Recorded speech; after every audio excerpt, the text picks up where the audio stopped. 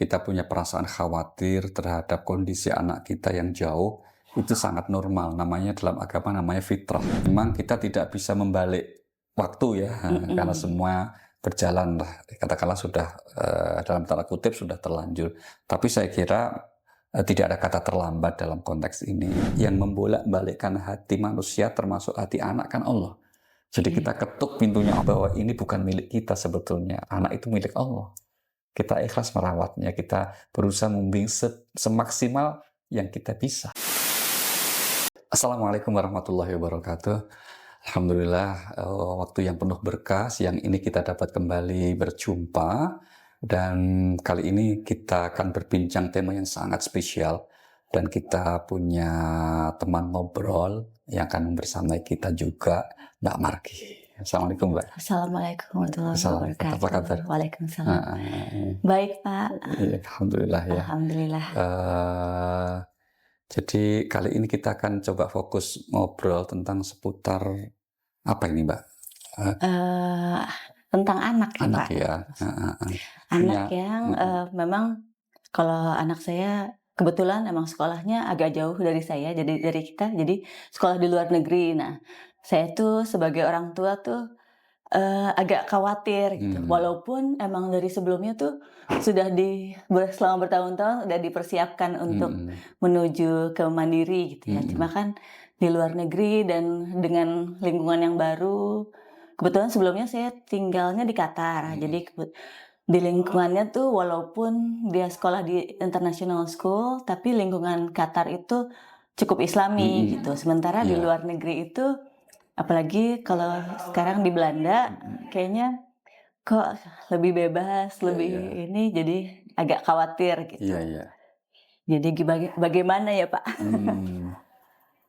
Yang pertama tentu itu sesuatu yang normal ya, Mbak ya. Sebagai orang tua, kita punya perasaan khawatir terhadap kondisi anak kita yang jauh, itu sangat normal. Namanya dalam agama namanya fitrah.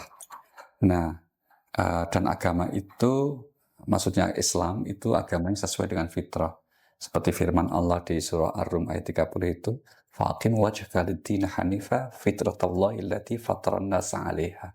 Itu yang pada intinya menggambarkan bahwa ajaran agama itu ya sesuai dengan fitrah manusia, sehingga bukan sesuatu yang dilarang atau aib ketika seorang tua merasa khawatir ya terhadap kondisi anaknya yang jauh. Sebab kekhawatiran itu kan macam-macam ya, Mbak ya. Ada karena mungkin gimana nanti kondisi fisiknya, jasmaninya, atau kondisi belajarnya, atau juga kemudian yang biasanya juga mengkhawatirkan orang tua itu kondisi rohaninya, agamanya. Itu terutama. Nah, gitu. Gimana? Ada pengalaman gimana, Pak? Misalnya?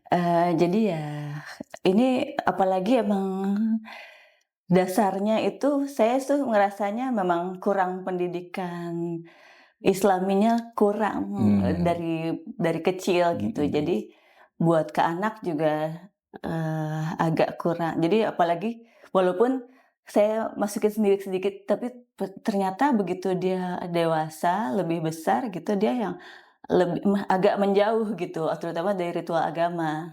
Nah, dan kita tidak dibiasakan gitu.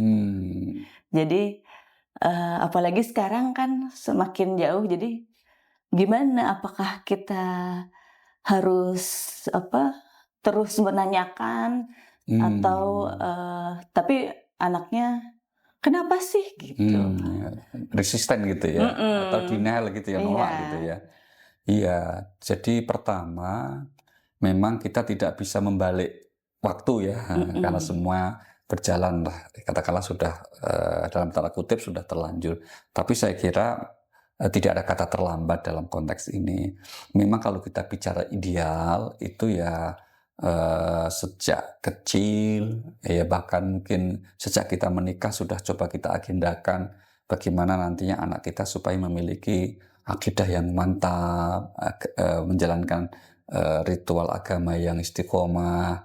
Binginnya gitu ya, Mbak. Tapi kalau ternyata bahkan kita ini kan tidak bisa milih lahir dari orang tua siapa ya. Iya. Umumnya kita sebagai orang tua sekarang ini bagaimanapun termasuk ketika mendidik dan membersamai anak-anak kita ini kan ya juga hasil produk ketika kita dibesarkan juga oleh orang tua kita.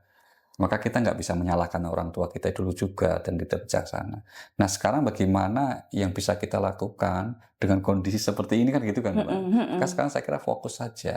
Fokusnya adalah bagaimana anak kita ini tetap bisa menjalani hidup yang normal dengan prinsip berpegang pada keyakinan agama yang baik. Nah, kalau toh sekarang misalnya kalau kita ingin mencoba menanyakan, tapi ternyata ada perasaan kok terintimidasi, merasa terus ditanya sehingga kemudian nggak nyaman.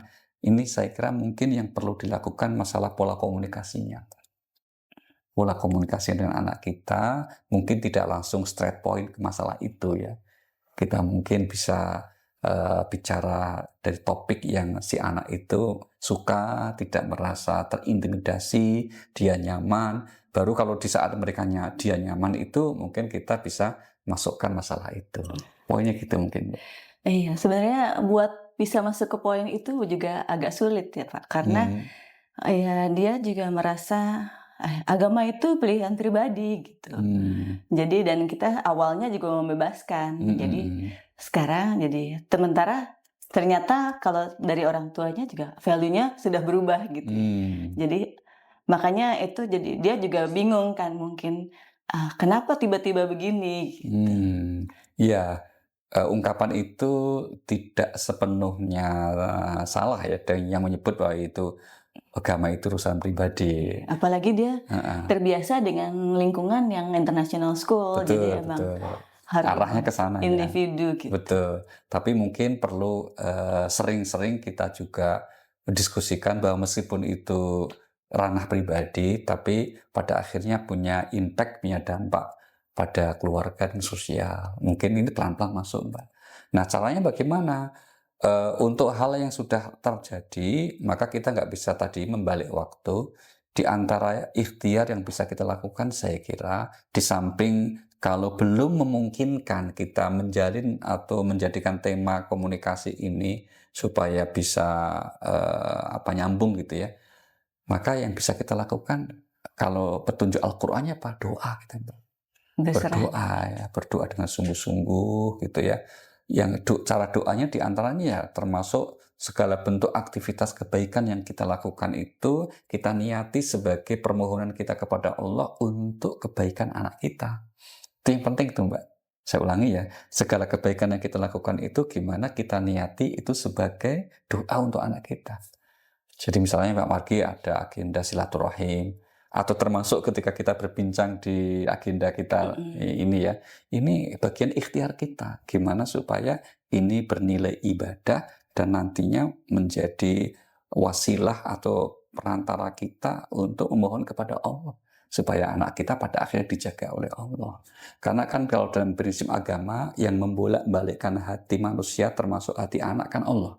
Jadi kita ketuk pintunya Allah, caranya kira-kira gitu. Jadi ini bagian pilihan yang bisa kita lakukan di saat coba ikhtiar, misalnya menurut kita mentok. Nah, gitu. Tapi kita harus punya keyakinan tidak ada jalan buntu. Harus terus ikhtiar, di antaranya melalui doa-doa yang baik, doa-doa yang istiqomah. Begitu saya kira. Tapi sebenarnya ya itu kan karena waktu kita tinggal bersama kan lebih gampang mengontrolnya gitu ya Pak. Iya. Begitu dia jauh buat komunikasi aja susah gitu. Iya, berapa usianya sekarang? 20. Oh iya, di usia-usia yang memang sedang mengidentifikasi diri ya untuk mencoba menunjukkan kepada dunia mandiri kira-kira gitu. Nah, maka di saat itu ketika kita coba masuk nampaknya terus ada penolakan itu, maka saya kira ya sudah, ikhtiar yang bisa kita lakukan saya kira tadi itu Mbak, kita Berdoa. iya di samping berdoa gini, kita sendiri juga berusaha untuk istiqomah. Nah, gitu. Konsisten mengamalkan atau menjalani kehidupan beragama yang baik. Karena ketika misalnya kita akhirnya dapat istiqomah dan menemukan suatu pola kehidupan yang baik, bahagia, misalnya gitu ya. Meskipun anak kita mungkin katakanlah belum mau mengikuti, tapi pada titik tertentu harapannya dia akan kembali. Dengan Insya doa-doa Allah. kita, dengan kita tetap komitmen. Nah, dan dengan komitmen itu ternyata kita merasakan kita bisa menjalani hidup dengan baik, bisa dalam posisi sebagai orang tua yang baik, nggak menjadi, meskipun dalam tanda petik sekarang ada seberang nilai gitu, tidak lantas kita menjadi mudah kecewa.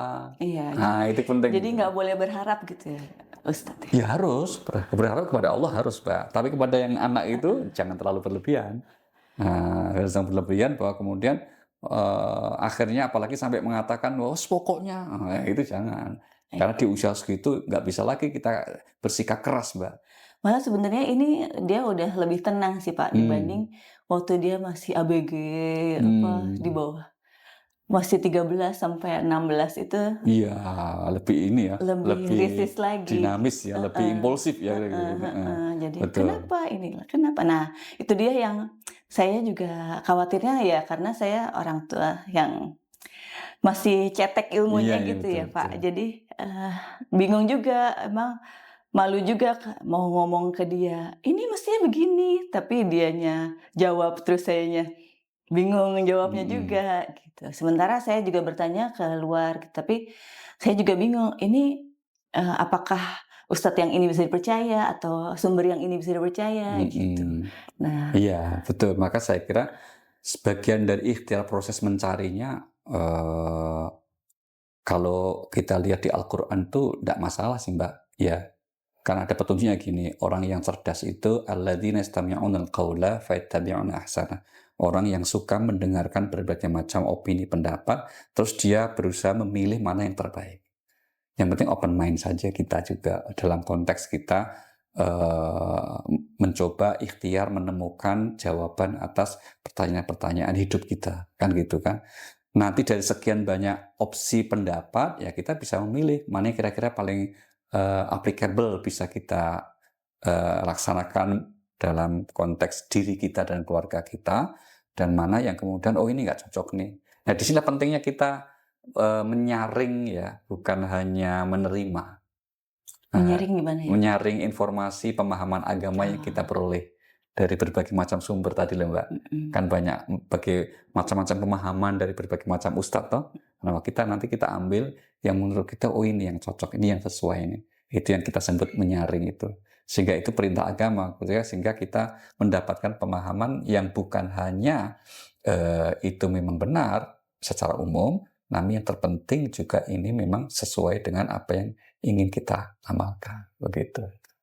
Jadi sebetulnya tuh kayak misalkan kita berkomunikasi, misalkan di WA Hmm. gitu, kadang-kadang misalkan saya kirim doa gitu, Mhm. atau misalkan saya kirim. Nah, dianya suka kalau saya kirim doa, diem gitu, tapi kalau dia Heeh. ngomong yang lain lagi, dia baru mau jawab gitu. Oh gitu. Ya nggak apa-apa, diamnya mungkin berpikir tuh, Mbak. Semoga begitu. Heeh, diamnya mungkin sedang berpikir. Yang kedua, mungkin takut salah kalau ngasih jawaban, kira-kira gitu. Maka akhirnya lebih baik diam. Iya, Itu kita coba untuk husnuzon saja, berprasangka baik saja sama sama anak. anak ya. Karena sekali lagi ini kan baru proses tumbuh ya, baru proses sedang belajar anak kita ini 20 tahun. Salah satu cara yang biasanya saya apa namanya, sampaikan kepada kawan-kawan yang menghadapi kondisi seperti itu biasanya gini, bayangkan ketika kita di usia begitu. Iya, Pak. Nah, kira-kira begitu. Bayangkan ketika kita sama di usia ya sebegitu juga. Nggak mau dikontrol ya, Pak. Nah, kira-kira mungkin tidak apa ya, tidak sejelas atau tidak sefrontal anak kita, tapi pada dasarnya kita merasakan itu. Di usia seperti itu tuh dinasihati susah juga. Kita merasa kalau orang tua ngasih nasihat itu sepertinya mendikte, menganggap kita masih anak, padahal kita ya masih anak juga sih, tapi ini semangat untuk menunjukkan jati diri bahwa dia sudah dewasa, nggak perlu diatur-atur, itu emang bawaan di usia segitu, gitu loh, Mbak. Maka pentingnya kita memahami. Nah, kata kuncinya di situ. Nah itu, bagaimana caranya biar bisa lebih ikhlas, lebih sabar gitu ya, Pak? Yang pertama, anak itu kan kalau di Al-Quran sampai 2 kali dikatakan ya salah satunya kan sebagai cobaan, Mbak. Wa'lamu annama amwalukum wa auladukum fitnah. Dan ketahuilah bahwa harta dan anakmu sebagai cobaan. Nah, karena sebagai cobaan, maka ya respon dan sikap kita terhadap anak ya sabar. Nah, di samping dengan kesabaran itu harapannya kita bangun karena keikhlasan. Kita ikhlas menerima amanah anak dengan kondisi yang seperti itu. Kita ikhlas menerima bahwa ini bukan milik kita sebetulnya. Anak itu milik Allah. Kita ikhlas merawatnya. Kita berusaha membimbing semaksimal yang kita bisa. Selebihnya hasilnya kita serahkan kepada Allah. Saya kira gitu. Berarti kalau tidak terlalu berharap ke anak, jadi lebih ikhlas gitu ya? Iya, betul. Karena maksudnya tidak berharap sekarang gitu ya. Harapan itu kita tujukan hanya kepada Allah agar kiranya Allah mendidik anak kita, membantu anak kita sampai nanti ketika usia dewasa, Mbak. Kalau di usia-usia yang seperti itu kan ya kita sabar aja menemaninya, sabar. Yang penting kita pastikan kita sudah menyampaikan hal-hal yang prinsip yang seyogianya itu tidak dilakukan. Karena kalau sampai kemudian anak menurut kita sudah terlalu nyebrang jauh ya kan itu kasihan anak kita gitu nanti. Contohnya gini, naudzubillah ya, kan ada misalnya anak sampai kemudian dalam tanda petik terlibat kepada geng kriminal misalnya, itu kan merugikan dia sendiri kan, Mbak ya. Terus kemudian atau ikut dalam satu komunitas yang berseberangan dengan nilai agama, misalnya ikut komunitas LGBT misalnya gitu kan. Ini kan naudzubillah min dzalik ya, harus tegas ya. Tapi Jadi kalau yang lain sekarang selama dia masih di jalurnya, disyukuri aja iya ya? disyukuri, sambil tidak membimbingnya dengan sabar dan ikhlas, nanti seperti apa akan hasil akhirnya kita serahkan kepada Allah. Saya kira begitu, Mbak. Itu cara yang nyaman buat kita juga, kira-kira begitu. Sebenarnya buat membimbing tanpa harus ada, kayaknya mungkin anak saya merasanya saya ada agenda di baliknya ini karena mau ngontrol dia gitu ya. Oh ya. Nah, sebenarnya apakah ya kan misalkan kita kan emang pengennya dia mengikuti kita ya, Iya, betul. tapi dia yang ya itu pengennya risis aja gitu. Iya, makanya kondisi hal-hal seperti itu yang ada pada anak kita harus kita posisikan sebagai bagian dari dinamika perkembangan psikologinya, Mbak. Jangan langsung dipatahkan, apalagi sudah dijudge. Karena memang kita memakluminya sebagai sebuah perkembangan kondisi psikologis anak yang sedang tumbuh untuk mencari jati dirinya, ya apalagi di usia 20 ya. Dan sebetulnya satu sisi kita syukuri juga. Syukurnya gini, berarti anak kita itu normal gitu. Ya toh, normal dalam makna bahwa ya dia bisa berpikir dengan baik, dia berpikir dengan logis, bahwa kemudian ternyata membawa ke hal-hal yang menurut kita agak berseberangan, ya itu proses lah. Nah, poinnya gitu, Pak, ini proses lah itu. Tapi satu hal yang positif bahwa ini normal gitu. Bahwa ini bisa diharapkan ke depannya berubah, punya semangat, dan seterusnya. Tapi poin kita adalah bahwa sekali lagi anak itu karena ini amanah, bukan milik kita, ya miliknya Allah. Ya semua bentuk usaha yang kita lakukan, insya Allah kalau kita sabar akan bernilai ibadah. Kan gitu, Mbak. Amin. Iya. Mungkin Pak Ali ada doa yang bisa untuk orang tua yang mungkin untuk anaknya lebih ke arah Islami gitu. Nilai positif lah ya gitu. Iya. Kalau doa-doa yang terbaik itu kan doa yang diajarkan Allah ya dan Rasulnya.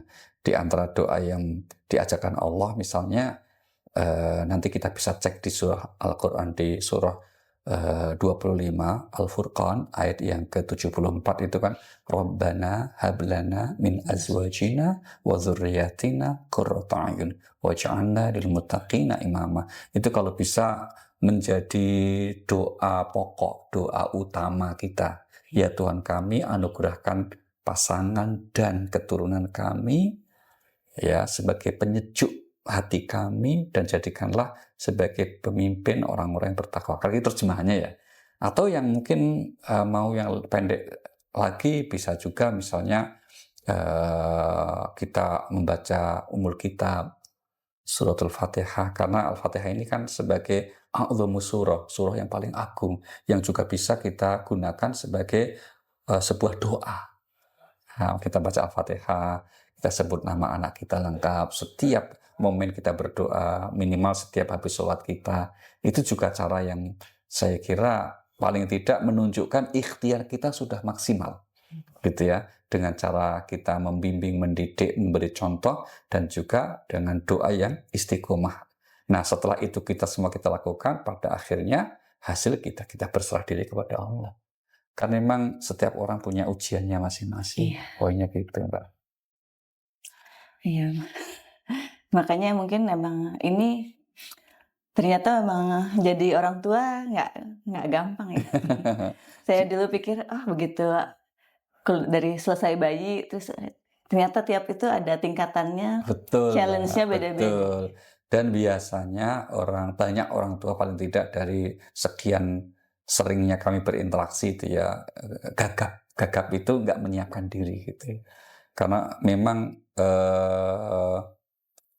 kita secara umum kan kebiasaan untuk mencari informasi menjadi orang tua yang baik ini kan belum begitu menjadi kebutuhan ya, Mbak. Termasuk kan tidak ada di mata pelajaran menjadi orang tua baik, mata kuliah menjadi orang tua baik, kan nggak ada ya. Umumnya kita menjadi orang tua itu ya sifatnya natural saja gitu, ngalir saja itu. Padahal seharusnya ini kan dari basis ya, istilahnya gini, madrasah atau sekolah utama yang pertama itu kan sebetulnya di rumah. Orang tua. Guru yang utama ya bapak ibunya harusnya.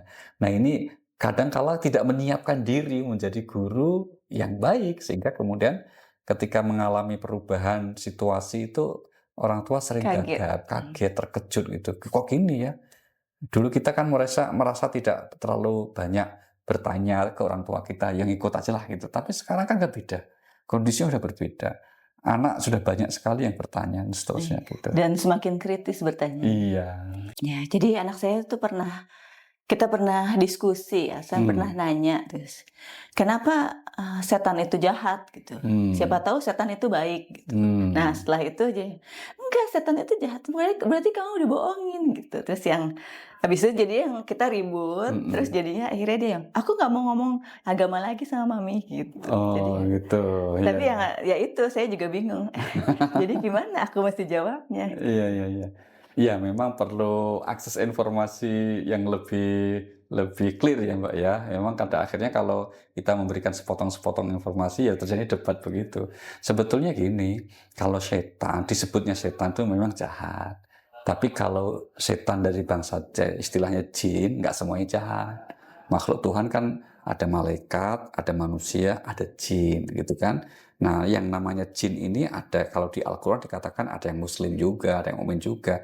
Tapi kalau kita menyebut kata setan, itu memang semuanya merujuk kepada sifat yang jahat gitu. Maka kalau dikatakan bisa jadi ada setan yang baik, itu secara istilah itu ungkapan yang kurang tepat memang. Tapi mungkin yang dimaksud boleh jadi ada jin yang baik. Nah, itu benar itu. Nah, gitu ya kalau dikatakan begitu ya. Ya mungkin juga emang ada beda bahasa juga. Kalau misalkan bahasa Inggris, setan itu apa? Dan ya itu karena ada jin, ada lain-lain sementara. Iya, betul. Nanti ada setan, ada jin, ada iblis. Ini beda-beda. Tapi secara garis besar, kalau iblis itu mesti jahat. Kalau setan itu enggak hanya iblis. Jadi iblis itu ketuanya setan lah kira-kira gitu. Tapi kalau setan non-iblis itu banyak. Nah, di antaranya ada juga dari manusia. Maka kemudian kalau di Al-Quran kan disebut alladzi yuwaswisu fi sudurin nas minal jinnati wan nas, yang suka mendorong bisik-bisikan jahat kepada manusia itu dari golongan setan jin maupun manusia. Nah, maka yang sebetulnya agak berat tuh bukan ngadepin setan jin ya, yang berat tuh ngadepin setan manusia. Karena biasanya manusia itu nggak merasa setan gitu, padahal setan gitu. Nah itu yang berat itu. Dan kalau setannya manusia nggak mempan, Mbak, dibacain doa. Kalau setan jin, insya Allah kita berdoa, A'udzubillahi minasyaitonir rajim, selesai itu. Tapi kalau manusia kan dibacain doa, dia baca doa juga gitu. Jadi berat gitu kira-kira gitu. Oke. Baik, terima kasih Mbak Margi. Masya Allah, kita Terima doakan kasih banyak. semoga sabar ya, semoga Ikhlas. ini anaknya laki atau perempuan? Perempuan. Oh, semoga putrinya nantinya menjadi anak solihah ya, sehingga kemudian ini bisa menyejukkan hati orang tua lah.